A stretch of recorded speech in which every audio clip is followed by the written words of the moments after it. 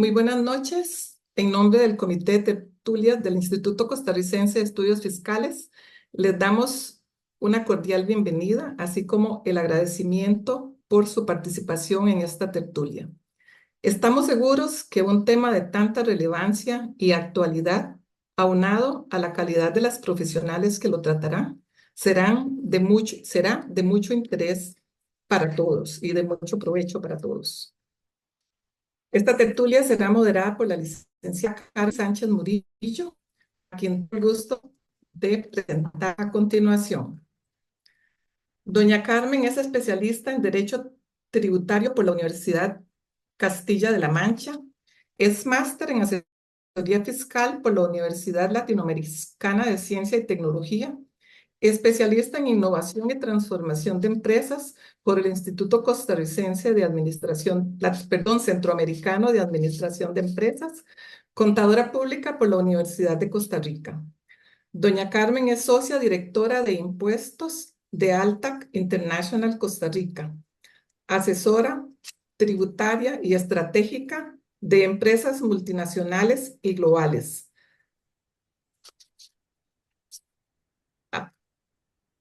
Las preguntas, como un mensajito ahí, las preguntas, por favor enviarlas al chat y las estaremos evacuando al final del evento. Cedo la palabra a doña Carmen.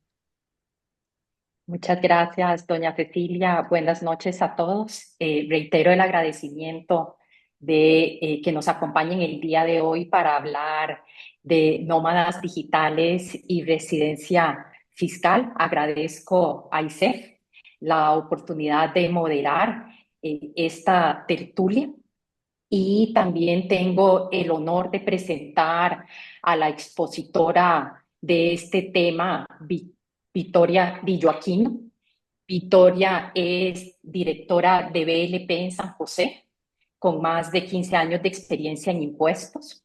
Se especializa en fusiones y adquisiciones, impuestos corporativos, bienes raíces, estructuración patrimonial y otras especialidades.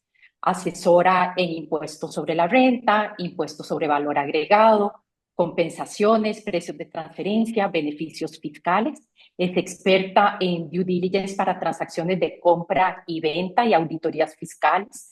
Es miembro del International Fiscal Association y ha sido voluntaria en ACNUR, autora en taxanalyst.com, de Inward Investment y de International Taxation Review. Es reportera nacional para el Comité de Impuestos del International Bar Association desde 2020 hasta 2024 y se unió a BLP en 2010 como asociada. Es licenciada en Derecho por la Universidad de Costa Rica, llevó el curso intensivo en Derecho Tributario Internacional de la Universidad Austral en Argentina y participó del programa ejecutivo del International Tax Center de la Universidad de Leiden en Holanda. Te doy la bienvenida y el agradecimiento, Victoria. Muchas gracias, Carmen, y muchas gracias, Ceci, también por la invitación a participar de esta charla. Vamos a ver si podemos proyectar la presentación. Y quizá voy abriendo el tema para ir moderando e ir avanzando en el tema. Creemos importante empezar esta tertulia por refrescar por qué es oportuno en este momento hablar de nómadas digitales. Quizá todos notaron una publicación que se realizó de un estudio de mercado de una empresa global de gestión de plataformas de trabajo remoto reciente en el mes de marzo, en el que se ubicó a Costa Rica entre los 10 destinos preferidos a nivel mundial por los nómadas digitales. Todos podemos imaginar los diversos factores, podemos pasar por el tema de la belleza natural de Costa Rica, de la reputación país, pero sin duda un elemento fundamental en esa toma de decisiones es los beneficios tributarios. Hoy vamos a estar navegando, explorando la ley 10.008 que entró en vigencia en septiembre de 2021, la ley para atraer trabajadores y prestadores remotos de servicios de carácter internacional. Tomen nota de la fecha, septiembre de 2021, estamos viviendo en un contexto de pandemia y tratando de recuperar la economía nacional. Victoria, quizá puedes comentarnos, ampliarnos sobre los antecedentes y el contexto de esta ley y la importancia en ese momento para el país. Sí, por supuesto, Carmen. Bueno, como vos mencionabas, lo más importante a tener en cuenta para el análisis de esta ley es el momento en el que se emitió la ley, ¿verdad? Y es básicamente septiembre del 2021. Recordemos que estábamos recién empezando a recuperarnos eh, del COVID-19 después de un año 2020 que fue una locura. Tuvimos el país con fronteras cerradas durante muchos meses y un país que depende tanto del turismo, de la visita de extranjeros, tener el país cerrado 7, 8 meses, pues la verdad es que sí tuvo un golpe importante a nivel de la economía. Entonces, el propósito principal de esta ley, como bien lo dice su título, era atraer a trabajadores y prestadores remotos, prestadores de servicios remotos que vengan de el exterior. ¿Y por qué? Básicamente en palabras sencillas para que vinieran a gastar su plata aquí en Costa Rica, ¿verdad?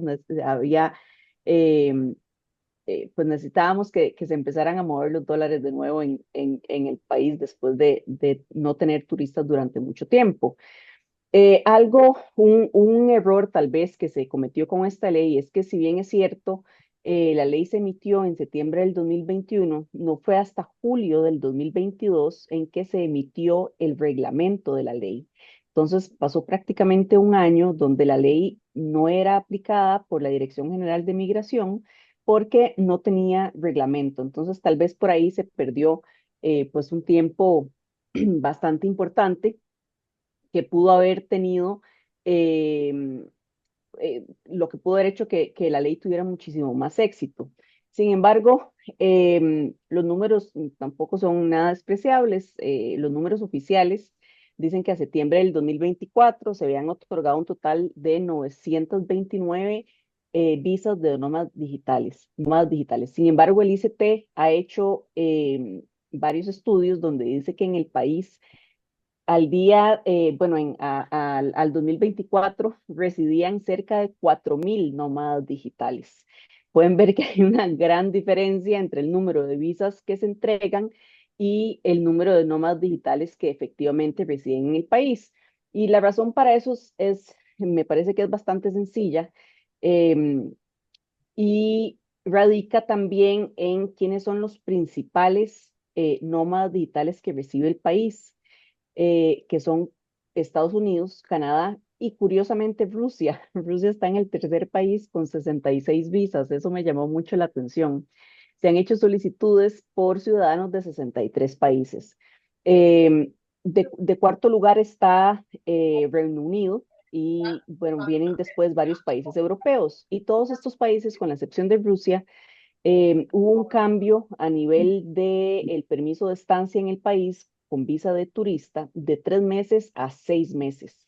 Entonces, la visa de nómada digital, bueno, más adelante lo vamos a ver, pero les da un plazo de estancia mínima de un año, prorrogable a 2 años. Sin embargo, una de las características de los nómadas digitales y por qué nos interesa tanto ese tema de la residencia fiscal es que generalmente saltan de un país a otro. Es muy raro que generalmente se queden más de 6 meses o el año completo que entrega la visa de nómadas digitales. Entonces, pues mi teoría es que básicamente los turistas estadounidenses y canadienses, perdón, o los nómadas digitales estadounidenses y canadienses prefirieron entrar como turistas antes de hacer la solicitud de la visa porque tenían pensado salir del país en menos de 6 meses.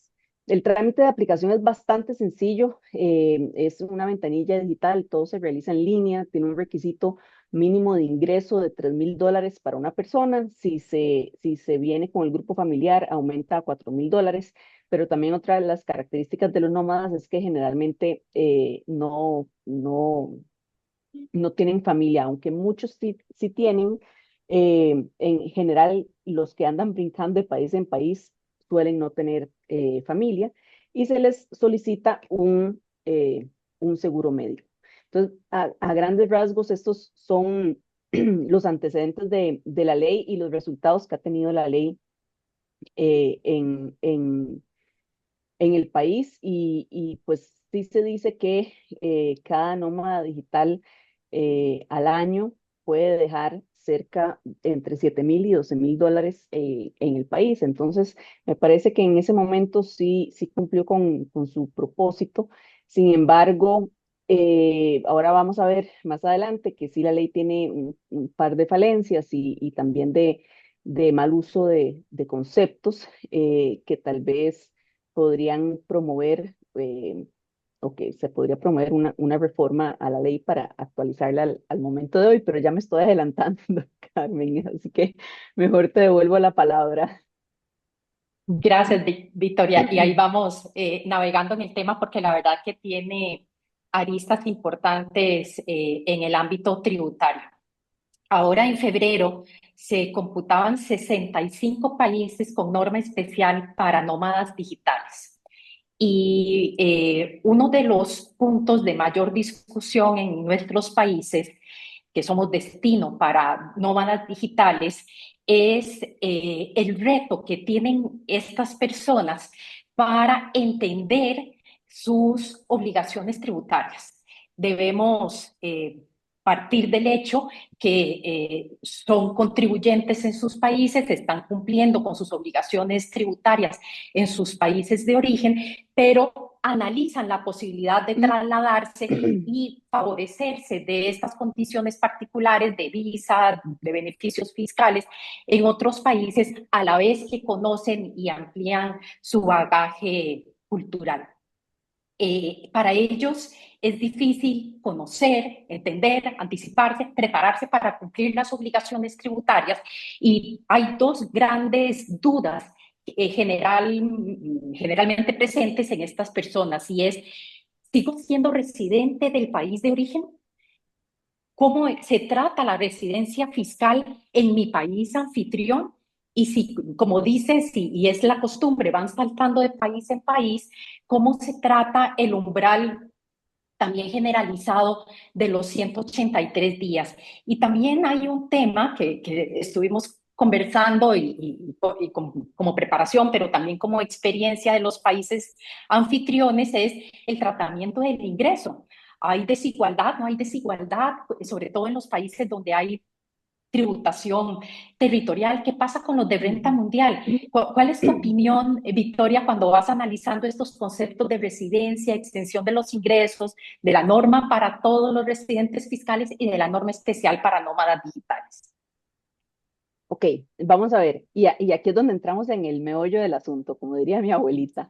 Em, Esta ley a nivel se enfocó mucho más en todo el tema migratorio y no tanto en el tema fiscal. Me parece que en la parte fiscal dijeron, no nos vamos a complicar, vamos aquí a hacer las cosas sencillas. Sin embargo, ahora vamos a ver que tal vez no es tan sencillo como quisieran. El artículo de la ley dice que los beneficiarios de la visa van a tener exención total sobre el impuesto de las utilidades de el título 1 de la ley del impuesto sobre la renta. En ningún caso se considerará a los beneficiarios como residentes habituales del país para efectos tributarios, ni se considerará el ingreso que obtengan del exterior como fuente costarricense, como de fuente costarricense. Entonces, bueno, aquí vemos el primer error, ¿verdad? Al inicio nos están hablando de una exención, sin embargo, después al mencionar que no se considera renta de fuente costarricense, parecería que más bien se está refiriendo a una no sujeción. Entonces, tal vez aquí pueda causar un poquito de confusión, pero bueno, el propósito del artículo básicamente lo que pretendía es que aunque los nómadas digitales pasaran la barrera de los 183 días, que es nuestra regla para que un individuo se convierta residente fiscal costarricense, nunca se les iba a considerar como residentes habituales del país para efectos fiscales. Entonces, nunca van a tener residencia fiscal en Costa Rica mientras gocen del beneficio de la visa de nómada digital. Entonces, como vimos, el plazo inicial es de 1 año. Sin embargo, tiene una opción de prorrogar ese año a un segundo año. Entonces, ¿qué pasa en aquellos países donde si el individuo está fuera de su país de origen más de 183 días, pierde la residencia fiscal y luego está en Costa Rica por un periodo, digamos, el año completo, tampoco es residente fiscal en Costa Rica? Entonces aquí es donde se crea ese conflicto entre los nómadas digitales y la residencia fiscal, porque podría resultar en una situación de una doble no tributación, que es básicamente en lo que se ha enfocado el derecho tributario internacional en prevenir en los últimos años, ¿verdad? Que no haya una doble no tributación. Entonces, lo único que dice en la ley de cómo podría convertirse un nómada digital en residente fiscal es si la visa se cancela o si el individuo permanece en el país más del plazo autorizado. Sin embargo, aquí también yo veo un problema de implementación de la norma, ¿verdad? Porque cómo se da la fiscalización de todos estos individuos que no tienen empleadores en el país, entonces no están recibiendo pagos de una empresa local, no tienen cuentas en el país, reciben su salario en la misma cuenta u honorarios en la misma cuenta que han estado utilizando todo el tiempo. Entonces, me parece que es un problema práctico donde simplemente la fiscalización se vuelve bastante difícil. Ahora, nosotros hicimos un ejemplo, por ejemplo, de los dos países que más nos entregan nómadas digitales, que son Estados Unidos y Canadá. ¿Cómo es el tratamiento fiscal de estos nómadas en su país de residencia fiscal? Eh, y curiosamente, Estados Unidos tiene un sistema bastante atractivo. Ahora, no es que se aplica así tan fácil, ¿verdad? Sí se tienen que cumplir con ciertos requisitos. Hay que llenar un formulario donde se demuestre el test de presencia, básicamente, porque el IRS lo que quiere es estar seguro que usted literalmente es un expatriado que tiene su centro vital de intereses vitales fuera de Estados Unidos y que ha permanecido durante el periodo fiscal más de 330 días. Si usted llena ese formulario y cumple con todos los requisitos, Estados Unidos para el periodo fiscal 2024 le dio a los expatriados un monto de $126,500 libres de impuestos. No es que no lo tengan que declarar, pues sí lo tienen que declarar, pero no estaban pagando impuestos sobre ese monto. Ahora, esos ingresos tuvieron que haber sido generados 100% fuera de Estados Unidos. Entonces, si el empleador es estadounidense o sus clientes son estadounidenses, ya no pueden aplicar por este beneficio. Pero, por ejemplo, si el nómada digital, sus clientes están en Alemania, podría aplicar por este beneficio. Entonces, aquí vemos que con Estados Unidos sí se podría dar esta situación de doble no tributación. Contrario a Canadá, algo interesante, bueno, la diferencia entre Estados Unidos y Canadá, si bien es cierto, los dos tienen renta mundial, Estados Unidos está basado en ciudadanía y Canadá sí está basado en la residencia. Entonces, si yo estoy fuera del país por un plazo determinado, en principio dejo de ser residente fiscal canadiense sobre aquellas rentas que genere que no sean de fuente canadiense. Sin embargo, en el caso de los nómadas digitales, ellos pueden optar por escoger no perder la residencia fiscal si se regresa al país en un plazo máximo de 2 años. Ahora, perder la residencia fiscal en Canadá implica una serie de cosas a nivel ya de beneficios propios del país que hace que a los ciudadanos o a los residentes fiscales canadienses les interese mantener la residencia fiscal, porque si no, pierden los beneficios del seguro social, temas de pensiones, etcétera. Eh, También no se pierde la residencia fiscal si yo mantengo mi centro de intereses vitales en Canadá. Entonces, aquí vemos el caso contrario, donde si bien es cierto, no está pagando impuestos en Costa Rica, sí va a continuar pagando impuestos en Canadá. Pero bueno, aquí es donde tal vez nos hacemos la pregunta si se debería de modificar la ley de nómadas digitales para evitar casos de esta posible no tributación. Y ahí explorábamos, Victoria, el caso de México, porque hicimos un barrido de la norma de algunos países para hacer la comparación e identificar este tipo de casos. Veíamos, bueno, en México se tributa por renta mundial, tiene la norma especial para nómadas digitales, pero no les exime de la residencia fiscal. Si se Ujú, supera el umbral de los 183 días en el país, se convierten en residentes fiscales por su renta mundial. Sin embargo, sí les establece ese tratamiento especial de los ingresos generados por prestar servicios desde el territorio mexicano a empresas no residentes en México.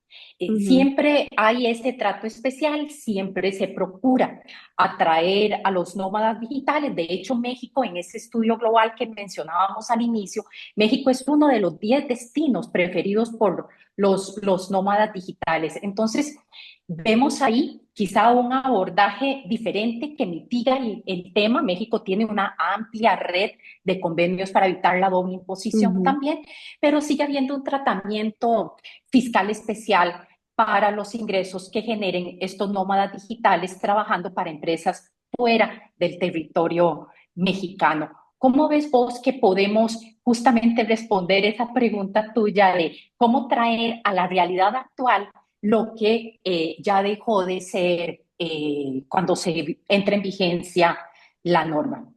Ujú.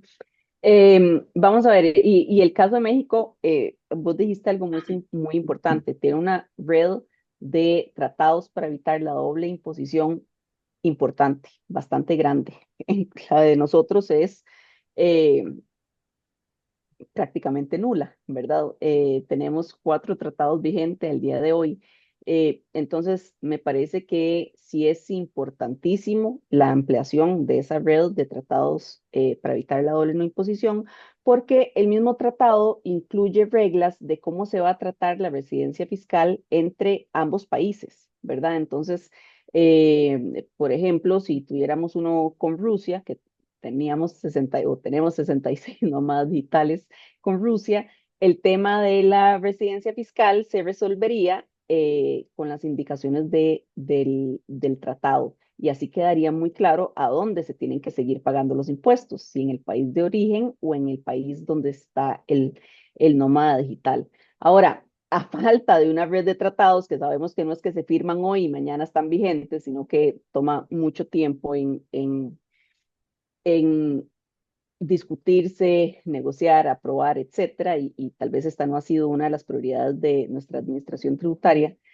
Eh, ¿Cómo hacemos para que la ley de nómadas digitales no abra un portillo para la doble no tributación?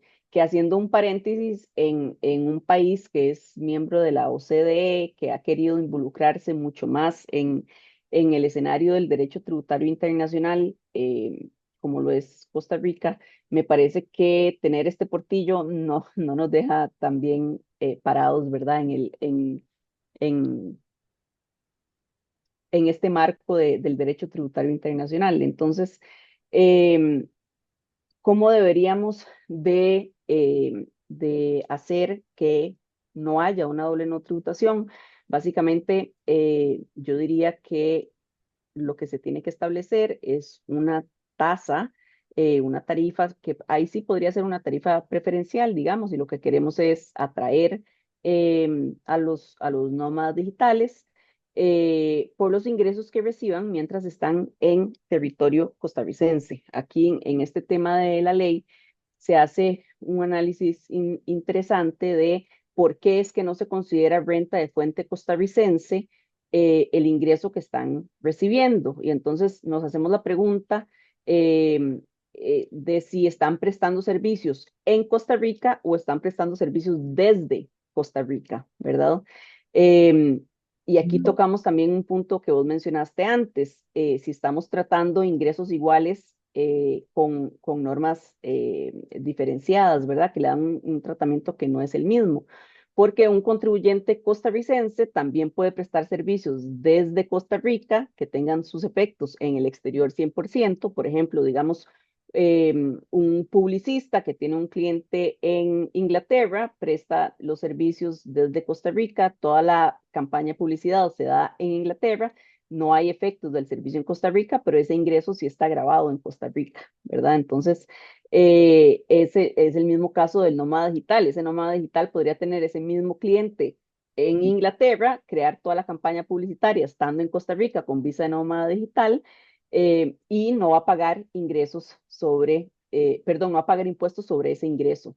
Entonces, me parece que sí hay que equiparar un poquitito en ese sentido eh, la norma para pues evitar, volvemos a lo mismo, esa doble no tributación.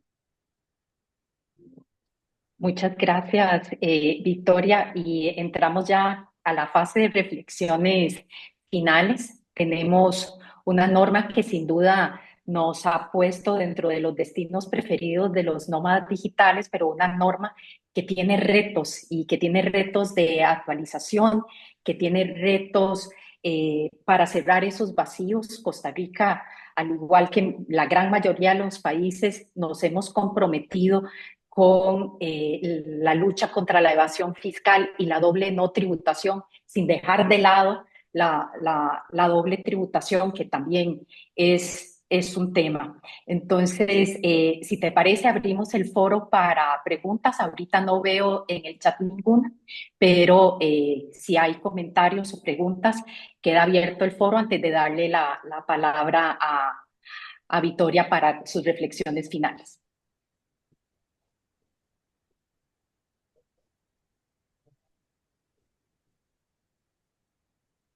Fuimos clarísimas, Carmen.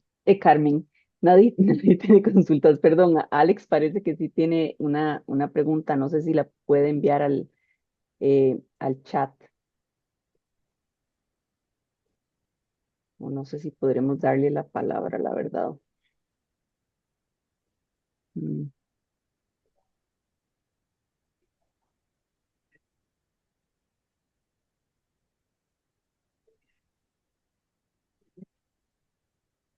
Buenas, ¿qué tal? Alex Acuña para Adverley.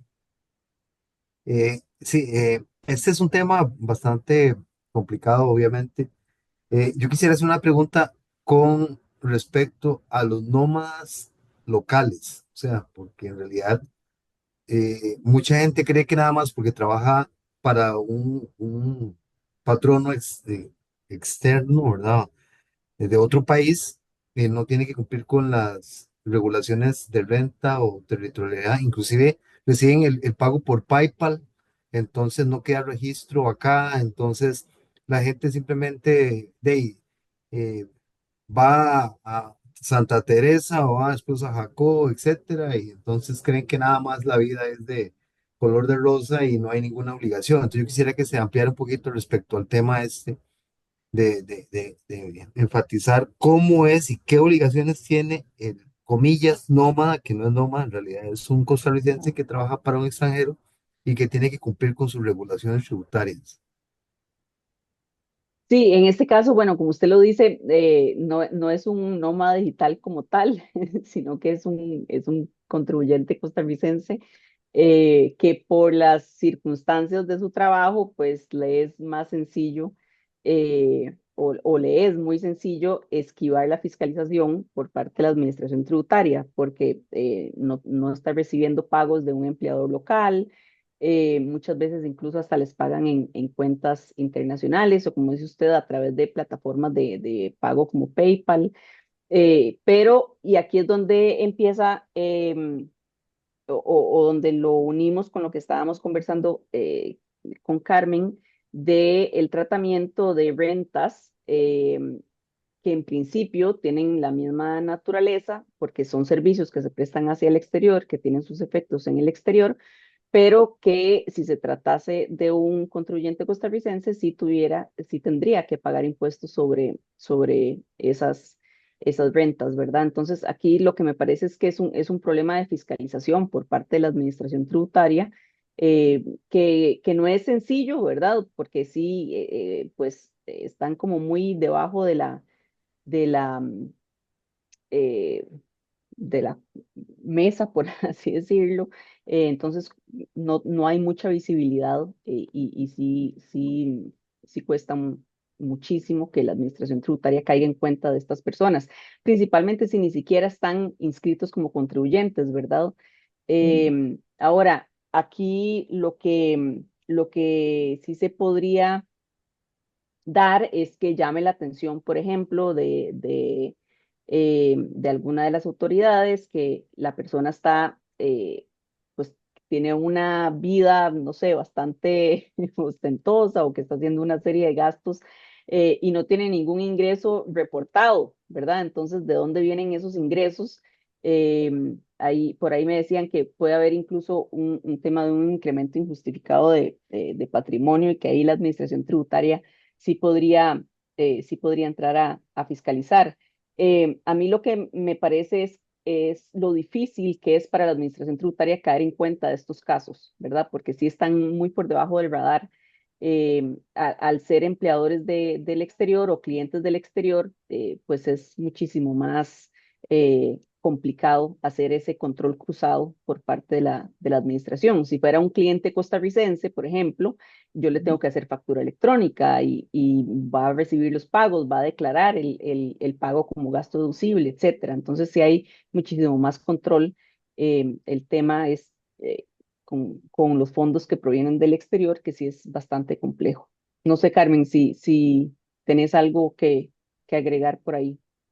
Y quizás solo complementar que en la teoría, porque estoy absolutamente de acuerdo que aquí tenemos un tema de trazabilidad y detección y fiscalización, pero que en la teoría esta ley es para trabajadores extranjeros que se acogen a una visa especial de acuerdo con la ley para prestar servicios a un empleador o una empresa en el extranjero, ¿verdad? No es una ley de la que se puedan beneficiar eh, costarricenses prestando servicios en Costa Rica o siendo empleados en Costa Rica. Un esquema de esa naturaleza, que de hecho me parece que una de las preguntas en el chat va en esa dirección, es un esquema abusivo y, por supuesto, de evasión tributaria.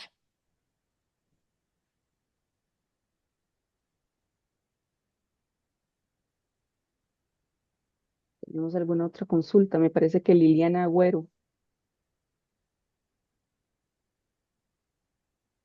Escuchan, sí. Sí, adelante. Muchas gracias por la invitación, muy, muy bonito la charla. ¿Ahorita esto es un proyecto o ya es ley, ya tiene su reglamento? Y después me interesaba, o sea, cómo piensa fiscalizar a esta gente, si hay un registro donde se tiene que registrar en el ICT o no sé, en algún lado, ¿verdad? ¿Cómo se podría fiscalizar estos nómadas? Ujú. Muchas No, gracias. esta es una ley. La ley se aprobó, entró en vigencia en septiembre del 2021, y se reglamentó en julio del 2022. Está vigente desde el 2021. Y el propósito de la ley en su momento, el propósito inicial era que la economía se volviera a mover con dólares que venían de turistas en el país. Básicamente lo que se quería era que atraer a esta gente a que viniera a gastar sus salarios en hospedaje en Costa Rica, en restaurantes, en tours, en todo lo que pudieran, porque veníamos con un turismo muy, muy golpeado después de la pandemia. Ahora, hoy, si bien es cierto, tenemos 7 meses de continuos de que está bajando el número de turistas que ingresan al país en comparación con el año anterior. En términos generales, sí podemos decir que ya incluso se superaron las cifras prepandemia.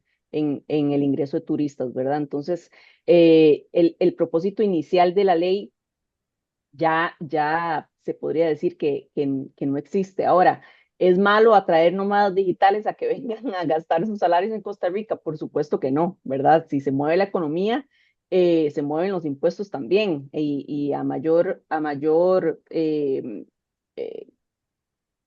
colocación de habitaciones, por ejemplo, de hotel, mayores ingresos va a reportar el hotel, más turistas comiendo en restaurantes, mayores ingresos va a reportar el restaurante, etcétera, etcétera.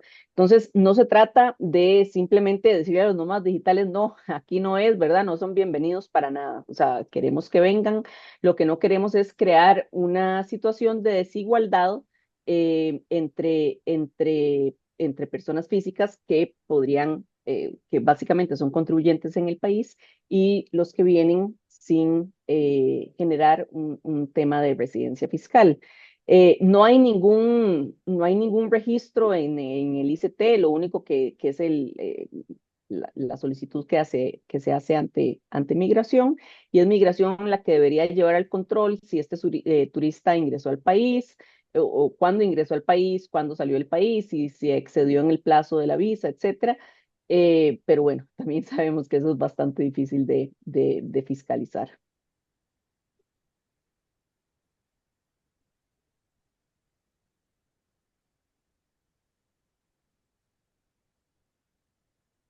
Creo que tenemos un par de consultas en el chat. Que voy leyendo en el orden en que están en el chat. Dice, ¿cómo controlan a los nómadas digitales respecto a las reglas de la ley? ¿Quién las controla? Fiscalización, signo de pregunta. Me Sí, parece que el básicamente tema ya es... Ajá. lo que hemos venido hablando, ¿verdad? No, no hay control, no hay fiscalización, y ahí es donde nace el problema. Sí, el reglamento indica un procedimiento en el que la Dirección de Migración debe informar a la Dirección General de Tributación, nada más que, bueno, sí nos dimos también a la tarea de investigar un poco qué estaba pasando ahí, pero no hay información pública sobre este tema. La siguiente pregunta dice, desde el punto de vista competitivo, Costa Rica es un país caro. Entonces, ¿cómo incentivar y se vuelva más atractivo a nivel de costo de vida y que los futuros nómadas digitales nos escojan, aun y cuando, según el dato dado al inicio de la charla, parece que los ingresos que recibe el país son muy bajos? Bueno, creo que ya eso más que tarea de la ley de nómadas digitales es un tema de estrategia de país, del ICT, el Ministerio de Hacienda, etcétera, etcétera. Sin embargo, sí es cierto, el país es carísimo, pero podemos ver que hasta el momento, y aquí estamos tocando otros temas que tal vez no son los de la tertulia, pero en mi opinión, algo que ha afectado mucho el ingreso de turistas es el tipo de cambio, ¿verdad? Al tener el tipo de cambio tan bajo, pues se vuelve más caro para los extranjeros gastar dólares aquí. O sea, con los mismos dólares tienen menor capacidad adquisitiva en Costa Rica que antes. Entonces, de ahí es donde ha venido dándose una baja en el ingreso de turistas.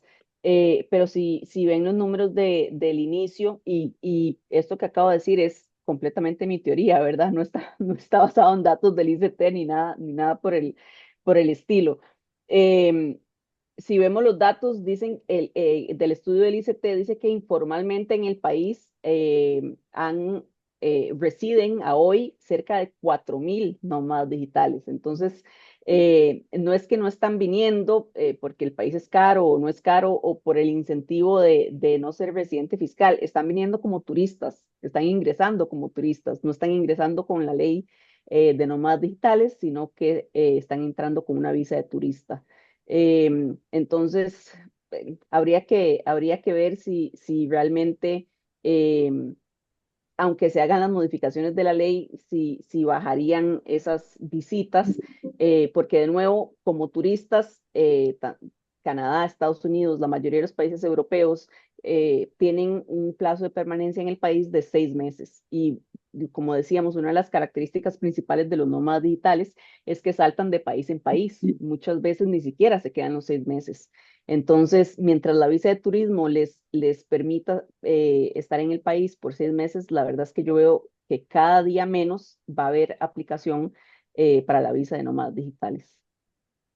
Sí, y si ligamos eso con lo que comentabas de Estados Unidos, que les exime hasta $126,000 y lo que tienen que hacer es probar que no estuvieron en Estados Unidos 330 días, entonces podría ser engorroso e innecesario hacer el trámite de obtener la visa de nómadas y lo que van a permanecer son 3, 4 meses para saltar a otro país.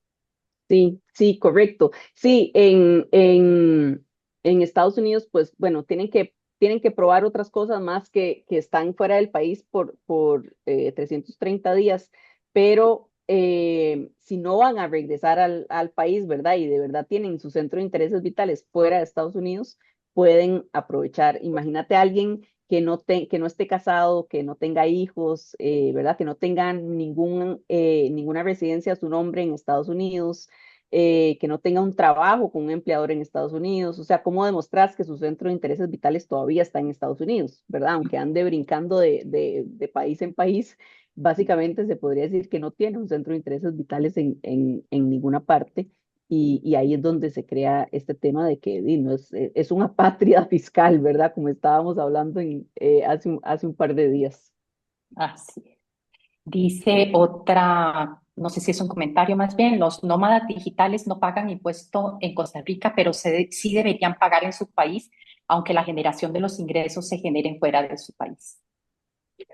Sí, totalmente de acuerdo. En principio, y ahí está digamos, el caso de Canadá, ¿verdad? Que si no van a estar fuera del país por un plazo mayor de 2 años, se mantienen siendo residentes fiscales en Canadá. Hay muchísimos países que ya han emitido legislación sobre nómadas digitales. Lo que pasa es que pasaríamos horas aquí hablando de cada una de las jurisdicciones. Sí hay muchas jurisdicciones que establecen justo eso, que aunque usted sea un nómada digital y esté fuera del país determinado tiempo, más de los 183 días no va a perder su condición de residente fiscal por el hecho de no estar en el país, ¿verdad? Pero hay otros que no tienen ninguna legislación al respecto o que tienen ciertos beneficios, digamos, para expatriados. Entonces, de ahí es donde se dan las diferencias. Ujú. Don José María nos escribe, dice, buenas noches, interesantísima la tertulia. La ley se enfocó básicamente en impuestos sobre la renta, pero me parece que es omisa respecto a las cuotas a la seguridad social, que en principio deberían abonarse a la Caja Costarricense del Seguro Social. ¿O me equivoco? Señora pregunta. Sí, gracias, don José María. Básicamente la ley para cubrir em, ese lado de la caja les exige un seguro de gastos médicos cuando vienen al país, ¿verdad? Entonces, me parece que es la manera en la que se cubrieron para decir que no van a venir a utilizar los servicios médicos en el país de manera gratuita. Entonces, uno de los requisitos para poder hacer la aplicación o la solicitud de la visa nómada digital es entregar copia del seguro médico, que tiene que ser por al menos de un año, ¿verdad? Que es el año que se permanece en el país. Pero bueno, sí, sí, volvemos es igual que en el tema de los impuestos del país, ¿verdad? Si un trabajador independiente, aunque preste todos sus servicios fuera del país, tiene que pagar cuotas sociales, ¿por qué no, por qué no un nómada digital? Estoy de acuerdo también con don José María. Y está María Fernanda con su mano levantada.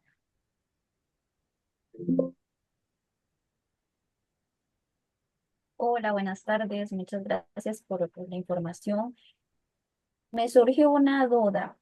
Dentro del marco de la ley, establece que la persona nómada digital tiene que tener un contrato de servicios profesionales o empleado con una empresa, o puede ser independientemente que tenga varios clientes y varios convenios en diferentes compañías como un outsourcing, digámoslo así.